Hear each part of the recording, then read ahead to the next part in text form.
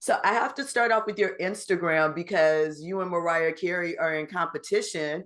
You have the defrosting of yourself in your Christmas hookup.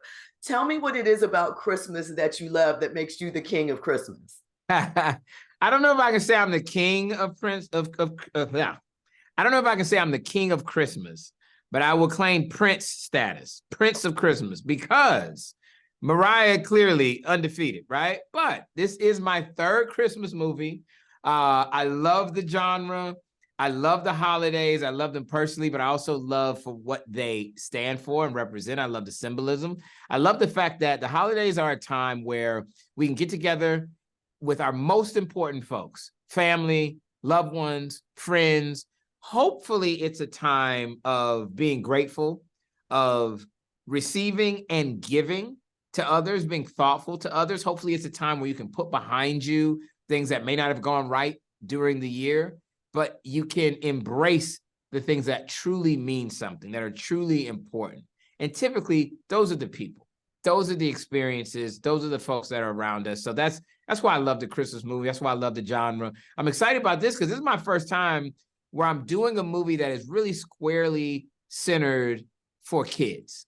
I've done movies before in the Christmas spirit that were primarily about, big ensemble families going through drama. Yeah. This one is more about it is about our Ludacris character who's got some challenges that he's trying to overcome, and his young daughter helps him to understand that. But overall, the messaging is for kids, which is this is an amazing time of year. It's a time of year where you can embrace all the good things about life, about your parents, your friends, your kids, your siblings. That's what I hope people take from the movie. Amazing. So, when you think about Christmas movies like our old classics, like, It's a Wonderful Life, Scrooge, there's always a transformational aspect to the characters in the story. And there is here somewhat, with a heart and a message. What is it that you think is central? Like you said, this is for kids, and it sparks a little bit of the imagination, that children have, that out there thing. What do you think it is about the characters in this that sort of touch, our old classics in that aspect, but give a new, fresh feeling?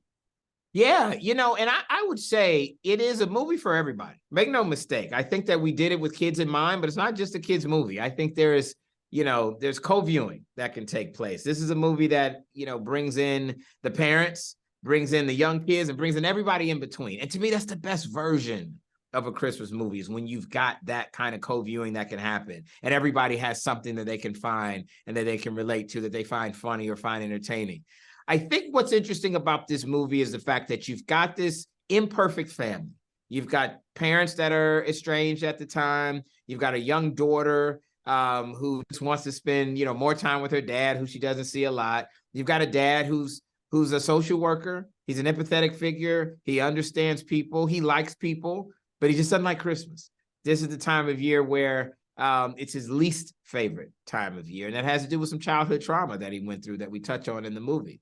But ultimately, at the end of the day, it's about him, our Ludacris character, learning that it's about people. It's about love. It's about what's really important. And in order to do that, he has to be stuck with somebody who he thinks might need some mental health help of their own. Somebody that's running around in contemporary society in a Santa suit, claiming to be able to do all these magical things. So, of course, Luda's instinct is that, I got to help this guy.